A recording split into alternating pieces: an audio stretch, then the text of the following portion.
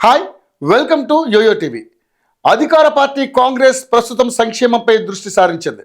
ఓవైపు బీఆర్ఎస్ విమర్శలను ఎదుర్కొంటూనే మరోవైపు ప్రజలకు అందించాల్సిన పథకాలపై ఫోకస్ పెట్టింది. మరో 10 రోజుల్లో కాంగ్రెస్ ప్రభుత్వాన్ని ఏర్పాటు చేసి ఏడాది కావస్తుంది. విజయోత్సవాలను జరిపేందుకు ఏర్పాట్లు కూడా చేస్తున్నారు. ఈ నేపథ్యంలో ప్రజలు సంతోషంగా తమ ఏడాది విజయోత్సవాల్లో పాల్గొనాలని భావిస్తోంది. ఇందుకోసం ప్రజలకు ఇచ్చిన హామీలను అమలు చేయాలని నిర్ణయం తీసుకుంది. ఇందులో భాగంగానే ఇంకా రుణమాఫీ కాని లక్షల మంది రైతులకు గుడ్ న్యూస్ చెప్పింది. పాలమూరులో జరగనున్న రైతు పండగ సందర్భంగా సీఎం రేవంత్ రెడ్డి ఈ డబ్బును విడుదల చేయనున్నట్లుగా పేర్కొన్నారు. కొన్ని కారణాల వల్ల కొందరికి రుణమాఫీ జరగలేదని, ఈ నెల 30న రుణమాఫీ కాని రైతులందరికీ రుణమాఫీ జరగనున్నట్లుగా కీలక ప్రకటన చేశారు.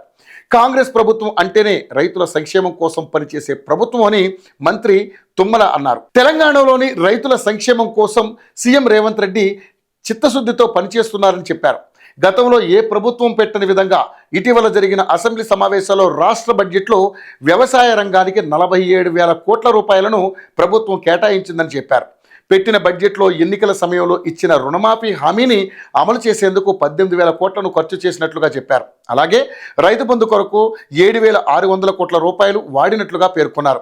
నిజానికి రుణమాఫీ ఎప్పుడో జరిగేది, కానీ ఆధార్ కార్డు, తెల్ల రేషన్ కార్డు లేకపోవడం, బ్యాంకు ఖాతాల్లో పేర్లు, నంబర్లు తప్పుగా ఉండటం తదితర కారణాలతో దాదాపు 4 లక్షల మందికి రుణమాఫీ జరగలేదు. దీనిపై వ్యవసాయ శాఖ అధికారులు గత 3 నెలలుగా ఇలాంటి రైతుల వివరాలను సేకరించి తప్పులను సరిచేశారు. వారందరికీ ఈ నెల 30న రుణమాఫీ జరగనుంది. ఇదే కాకుండా వచ్చే ఏడాది నుంచి రైతు బీమాను కూడా అందుబాటులోకి తేవనున్నారు. విజయోత్సవాలు కేవలం ప్రభుత్వానికే కాదు, పథకాల అమలుతో ప్రజలు సైతం విజయోత్సవాలను జరుపుకుంటారని రేవంత్ సర్కార్ చెప్పకనే చెప్పింది.